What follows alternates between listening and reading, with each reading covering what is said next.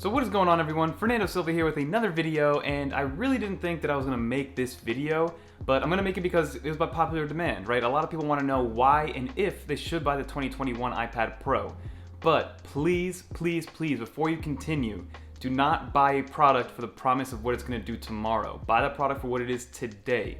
So with all that in mind, keep that in your head when we go through this, but we are going to talk about kind of Apple's master plan towards the end. But for right now, these are the 5 main reasons as to why you should get the new 2021 iPad Pro, and we're going to be talking about that 12.9 inch mostly. But let's get into it.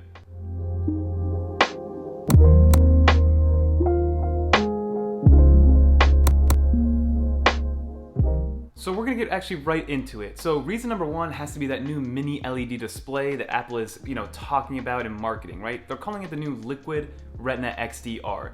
And ideally, it's supposed to mimic or get as close to that, XDR display that they came out with last year that cost $5,000 without the stand. And honestly, it wasn't until, I want to say 3 days ago, when I finally stepped foot into an Apple store and they had that Pro Display XDR out, that I finally noticed, like, wow, okay, this display is pretty freaking crazy.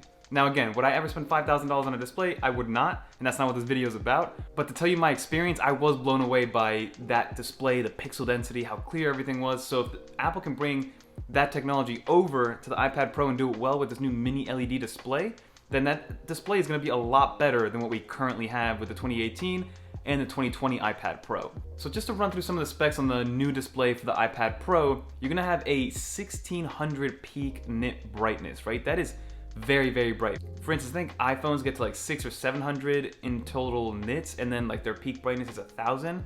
Now the peak brightness is 1600 on the iPad Pro, but the normal brightness is about 1000 nits. So that thing is gonna be extremely bright. And then you also still get the amazing ProMotion display, True Tone, the whole P3 color gamut, and then again, that new mini LED technology. So that's 10,000 tiny LED pixels in there, just kind of shining light where needed to get that ultimate contrast ratio, which is what a lot of people want in high-end displays. So again, if Apple is bringing that $5,000 display into a $1,000 or $1,100 product and then giving us a computer with it as well, then maybe that display alone is enough to make somebody want to buy this new iPad Pro. So on to reason number 2, and that reason is actually the new Thunderbolt port. Now, for a lot of people that aren't, I guess, in the Pro realm, Thunderbolt and USB-C from a physical standpoint look the same. And when I first got into it, I remember I purchased a Thunderbolt dock, and I tried to dock my iPad Pro on there. It was not working. It just wasn't recognized because it's a different compatibility. Thunderbolt is a lot more powerful. So now, lo and behold, we do have that new Thunderbolt port for the new iPad Pro, which gives us much faster data transfer speeds and now allows us to have even faster bandwidth when it comes to wired in internet. It gives us better external display support. And again, now you can get a Thunderbolt dock with every auxiliary port you can want, from USB-A, USB-C, VGA, HDMI, whatever you want, maybe something from CalDigit, and it's going to work perfectly. So now that one port can turn into 20 ports for you, which is something that we've been wanting for a while. And yes, we could do that with USB-C docks, but you and I both know it's a little bit finicky. USB-C isn't as powerful. You need to usually power it with another auxiliary cable or another power output from the wall. So there's a lot of things that make Thunderbolt better, and the main thing is that it's more reliable. It's just bigger, better, faster, stronger is essentially what Thunderbolt is compared to USB-C. And for those people that are gonna get the iPad Pro and still just wanna keep their USB-C docks, they're cross-compatible. So you can take a USB-C product and plug it into a Thunderbolt port and it'll work, but you can't go vice versa. So you can't grab a Thunderbolt product and plug it into a USB-C port, then there's no compatibility. So you can go backwards. So if you have a USB-C dock that you absolutely love, that you spent $200 on, you don't wanna get rid of, it's gonna work with this new iPad Pro. So reason number 3 to buy this new iPad Pro has to be these new configurations. So when the new iPad Pro got their new redesign back in 2018, we didn't have many configurations. I think we had a 64 gig, 256, 512, and a 1 terabyte in terms of storage options for the iPad Pro in 2018. And with those, all of them came with 4 gigs of RAM except for that 1 terabyte version. That one had 6 gigs of RAM, and everybody was thinking, whoa, it's a lot of RAM for an iOS or iPadOS device. But now with these configurations that Apple's throwing at us, yes, you can still get the base model, which is 128 gigabytes of storage, and 8 gigs of base storage RAM, which is something that a lot of people are gonna love, because especially the iPad that I'm currently using only has 4 gigs of RAM and has 0 issues whatsoever. So if I have 8 gigs of RAM, I mean, the sky's the limit on this thing. And then you can configure it all the way up to 2 terabytes of SSD storage and then 16 gigabytes of RAM, which would be twice the amount of RAM that my M1 MacBook Air currently has. I have the 8 gigabyte base model on that MacBook Air, so you can get an iPad Pro with 16 gigs of RAM. Now again, the 16 gigs of RAM is only available on the 1TB and 2TB versions, so if you do want to spec it up to that point, you can't get a 128GB version with 16 gigs of RAM. You're gonna have to spec everything up, so you're gonna be dropping a pretty penny. Because if you wanna go 2TB, 16 gigs of RAM, and 5G, you're spending, I wanna say like $2,600 on an iPad without a Magic Keyboard and without an Apple Pencil. So keep that in mind. The configurations are nice, but it's gonna get pretty expensive. And again, if you wanna get the 16 gig version, you gotta go with the 1TB.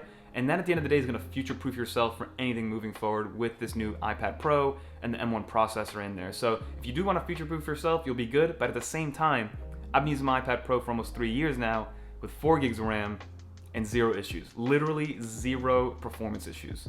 So again, it's just a very high-powered tablet, which the software really isn't there to actually take advantage of, but we'll get to that in a second. Reason number 4 has to be that new M1 chip that they put into the iPad Pro. Now, the reason I brought it down so low is because, in all honesty, the M1 chip is essentially an A12Z with one more GPU, right? When you really think about it. So the M1 chip, although yes, it's awesome because it made these new MacBook Airs and these new MacBook Pros super efficient, super powerful, and then, you know, that efficiency to battery to performance ratio just went through the roof.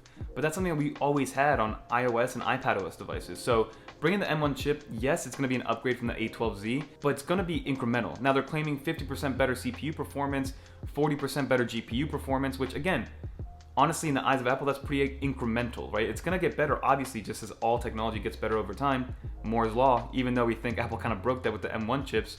But again, Apple's been working on this for a while, so the M1 chip is not that much different than the A12Z. Basically, just Apple threw an M1 chip that could have been the A14X or the A14Z. They just changed the name of it, and again, added that one extra GPU core. So overall, yes, it's gonna be an amazing performance bump, and it's gonna hopefully bring more software implementation, much better software efficiency to the iPad Pro and iPadOS. But for right now, in a vacuum, all it's gonna do is make your task move a little bit faster. So the current task you're currently doing is gonna go, you know, that much better. So you're gonna render that much faster if you're using LumaFusion. You're gonna be able to export stuff that much faster if you're using Photoshop, you know, things like that. So right now, that is what you're getting with this new M1 processor in the iPad Pro until WWDC comes around, and hopefully some things change. And then I wanted to throw 2 more things into category number 5, and that has to be that new center stage feature with the selfie camera and the true depth camera.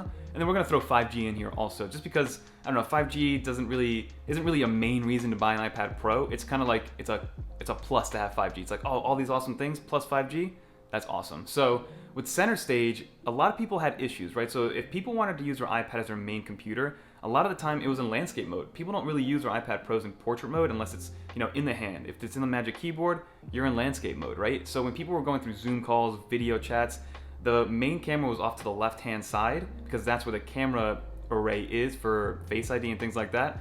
So it's always a little bit awkward, right? You're looking at the screen, but it seems like you're not looking at the person because the camera's over here. So people got a little bit annoyed with that, right? And a lot of people thought Apple was gonna move that camera over to the top when it is in landscape mode. They didn't do that. But what they tried to do was a little bit of software trickery. They put in a new wide-angle lens, which gives you a 122-degree viewing angle, so it's a lot wider than the previous Face ID camera. And what it does now with center stage is it kind of zooms in to where you are and then kind of moves around because it's able to with that wide-angle camera. So it kind of follows you around almost like a gimbal, I want to say. And then also if other people come into the picture, it'll zoom out a little bit. So I kind of like that implementation. Again, it's not a perfect fix for that one issue that I was kind of talking about where it doesn't look like you're looking at the person when you're video chatting with somebody on an iPad, but it does help with that a little bit. So overall, center stage is a great little feature. I don't know if Apple's ever gonna move the camera up there because I don't know. I think the Apple Pencil technology is up there to be able to charge it magnetically and over Qi wireless charging. So I don't think there's enough room in the bezel to do anything like that. So that's just kind of what I've been thinking as to why they haven't done that.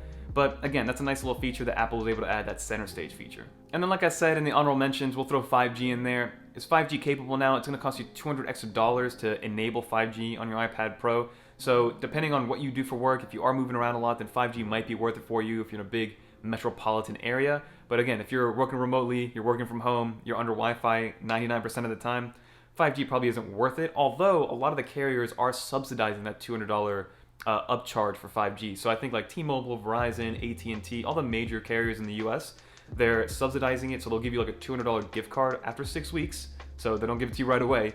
if you sign up for their data plan. So if I go through T-Mobile, I'll pay them $15 a month, and then after 6 weeks, they'll send me a $200 Visa gift card to, I guess, make up for that $200 or pay off the $200 on whatever credit card you put the iPad Pro on. But again, that's just an option if you guys really want to get into 5G and don't want to shell out the $1,300. You're gonna have to shell it out right away, but you'll get some of that money back with that rebate, depending on your carrier of choice. So those are my 5-6-ish reasons to get the iPad Pro when it does come out. Again, pre-orders start Friday morning, I believe at 8 a.m. Eastern time, 5 a.m. Western time or Pacific time. So figure out when you're gonna be able to pre-order those iPad Pros. Again, the 11-inch one is $800. The new 12.9-inch one is gonna start at $1,100 for the base model. But again, before you leave, remember, do not buy this product if you think it's going to get better come WWDC. Because remember, if you're not a developer, if you're not a paid developer or public developer, you're not going to see iPadOS 15 until September, right? That is when you're going to see iPadOS 15. So there's a big leeway.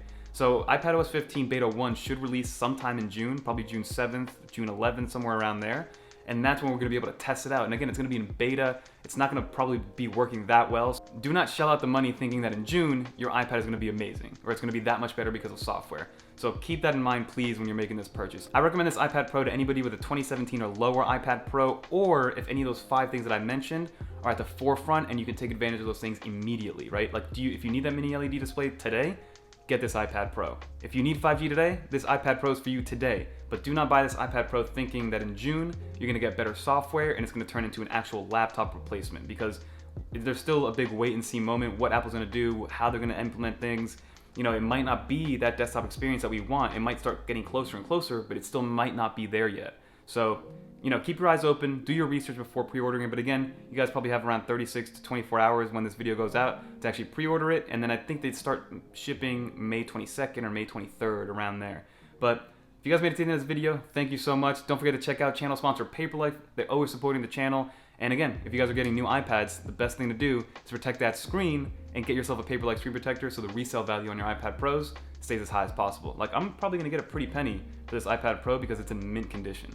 So that's just my 2 cents. But don't forget to like, comment, subscribe, leave a comment below. Are you guys getting a new iPad Pro? What iPad do you currently have? Is it worth upgrading if you're on a 2018 or 2020? I don't really think so unless you need those features that I mentioned immediately. But again, leave a comment below. I'm down to talk for the next hour once I make this go live. But until next time, peace.